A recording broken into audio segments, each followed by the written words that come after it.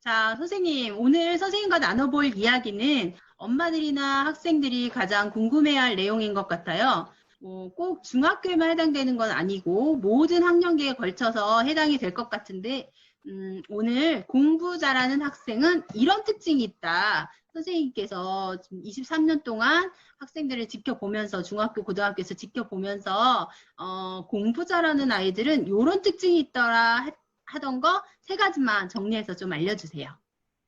아, 그렇죠. 공부 잘하는 학생들의 특징은 첫 번째, 일단 교사랑 눈을 맞춰요.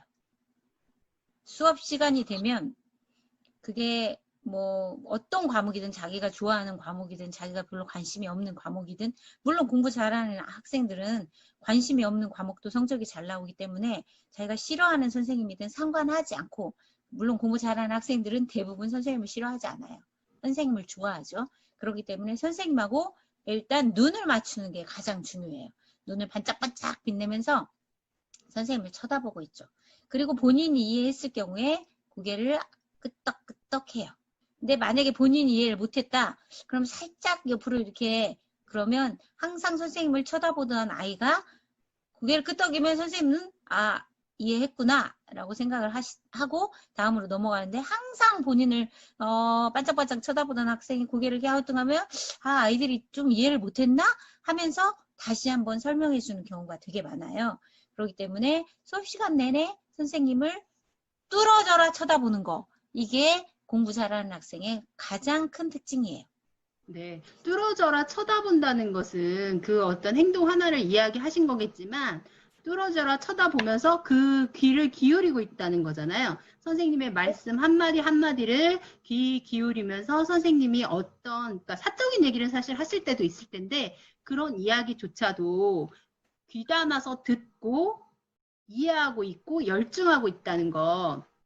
그게 사실은 저도 굉장히 중요하다고 느꼈는데, 실제로 이렇게 생활을 하다 보면 공부를 잘하고 못하고를 떠나서 선생님이 지나가는 말씀으로 숙제를 내주셨는데 그 숙제에 대해서 선생님 지난번에 뭐 사회 시간에 뭐 검사하기로 하셨는데 왜 안 해요? 라고 말하는 학생이 있는가 하면 선생님이 실제로 알림장에 숙제를 내주셔도 그 숙제를 안 하는 친구들이 사실은 많아서 선생님이 내가 숙제를 분명히 내주지 않았냐라고 이렇게 막 하라고 권유를 하시는 그런 경우도 있는데 제가 지켜볼 때 조금 방향이 잘못됐다라는 생각이 들었던 게 저희가 사교육 받으면서 그 숙제를 안 해가는 경우는 사실 드물잖아요.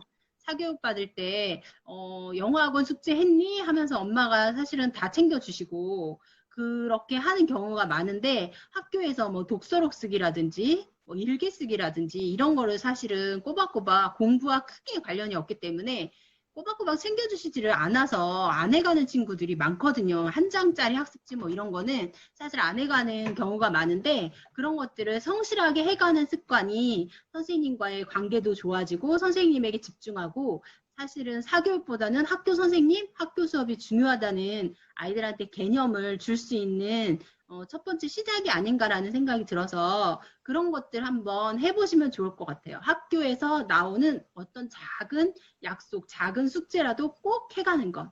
그것이 바로 수업 시간에 집중하는 것에 더해서 네, 일단 나중에 뭐 고등학교까지 가면 내신 이런 것도 사실은 다 선생님이 내주시는 부분하고도 관련이 있는 부분이기 때문에 그런 거 연습하는 데 좀 도움이 될 것 같습니다.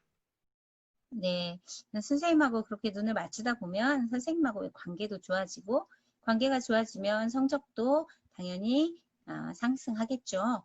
그다음에 두 번째는 이제 적자생존이라고 우리가 보통 얘기를 해요. 적는 자만이 승리한다, 생존할 수 있다 이런 이야기인데 기록을 많이 해야 되는 거예요. 아까 지나가는 선생님의 말도 기록해놨다가 왜 이거 안 해요? 라고 묻는 아이들은 정말 우수한 아이들이에요. 그래서 선생님은 뭐 수업에 관계되지 않은 이야기를 할 수도 있죠. 그러나 수업에 관계되지 않은 이야기든 수업에 관계 있는 이야기든 다 기록을 하는 거예요. 뭐 옛날 뭐 대학에서 강의할 때 요즘에는 노트북 들고 가가지고 교수님이 이야기하는 어조나 말투 그리고 농담까지도 다 기록을 한다고 하죠. 왜냐면 그 농담 속에도 선생님이 그 농담을 통해서 연결하고 싶은 학습 목표가 있기 때문이라고 보는 거기 때문에 그 학생들이 그 수업을 들을 때도 중요하다고 생각하는 내용도 기록하면서 그렇지 않다고 생각하는 내용도 기록해 놓는 거.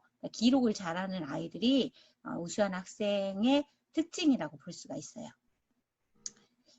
그 다음에 또 세 번째는 그 요즘 교과서가 여러 종류, 중학교는 교과서가 여러 종류거든요. 특히 이제 국정교과서가 아니기 때문에 거민정 교과서라서 그 우리 학교 배우는 교과서랑 다른 학교 배우는 교과서랑 달라요.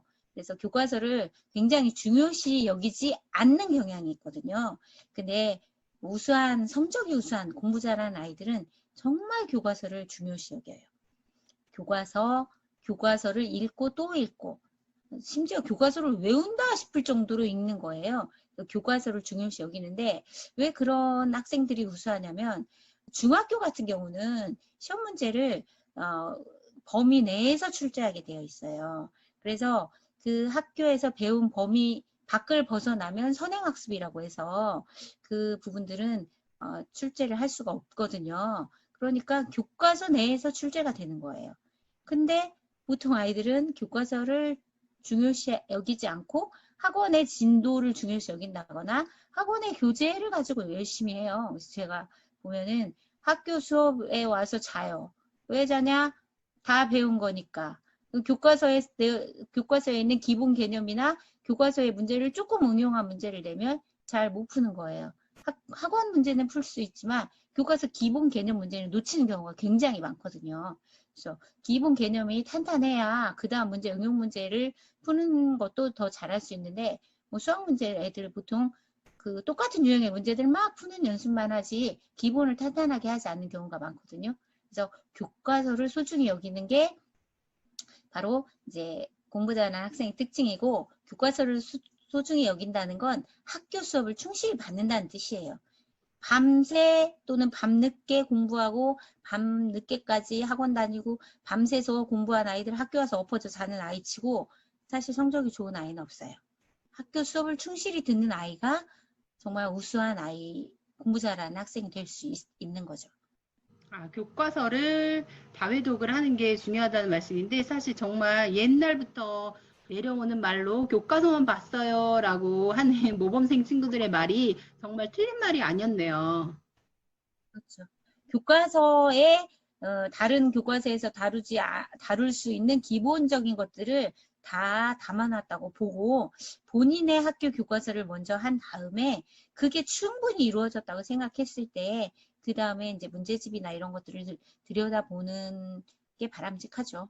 그리고 마지막으로 세 가지만 얘기하라고 하셨는데 한 가지 더 중요한 건 중학교 때 정말 책을 많이 읽는 아이들, 책을 읽는 아이들이 성적이 잘 나와요. 1학년 때 같은 경우에는 성적이 잘 안 나올 수도 있거든요. 그런데 학년이 올라갈수록 독서력이 있는 아이들, 책을 많이 읽는 아이들, 그런 아이들이 성적이 잘 나오는 건 그것은 정말 이제 뭐 이거는 아주 그냥 망고 진리예요. 그렇기 때문에 사실 이렇게 책을 많이 읽는 것을 연습시키는 거 또는 책을 많이 읽을 수 있는 분위기를 조성해 주는 게 굉장히 중요해요.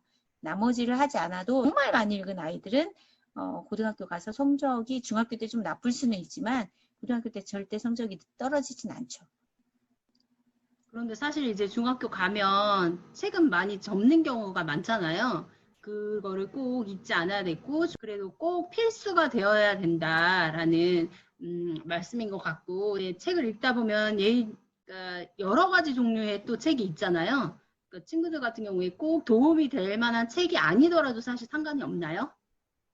네. 도움이 되는 책이건 도움이 되지 않는 책이건 책을 읽는 능력을 기르는 거예요. 글을 읽는 능력이죠. 그래서 뭐 환타지 읽는다고 부모님들께서 엄청 환타지만 읽는다 이렇게 싫어하시기도 하는데 환타지도 또한 그 텍스트가 엄청 두껍고 판타지 소설만 꾸준히 읽은 친구들도 그 분야에서 나중에 더 성공할 수도 있고요. 중요한 건 글의 이해력이 높아지는 거예요. 그렇기 때문에 뭐 한 분야만 읽는다고 너무 뭐라고 하시지 말고요. 책을 읽는 것 자체가 아이들한테는 굉장히 큰 힘이 되고 나중에 이제 그 좋은 성적을 유지할 수 있는 비결이 되는 거죠.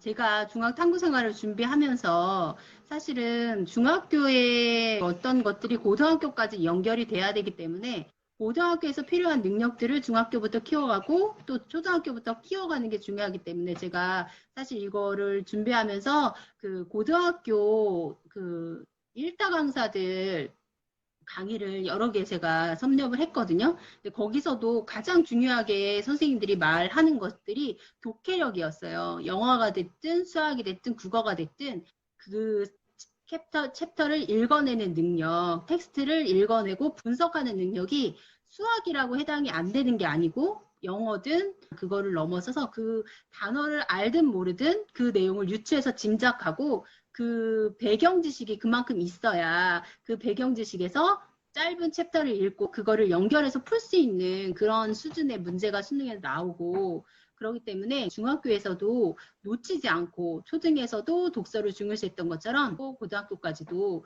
시간을 꼭꼭 챙겨서 읽는다면 아마 도움이 될 것 같네요. 한 번쯤은 공부를 잘해보고 싶다 하는 친구들 있을 것 같은데 좀 도움이 많이 됐으면 좋겠습니다.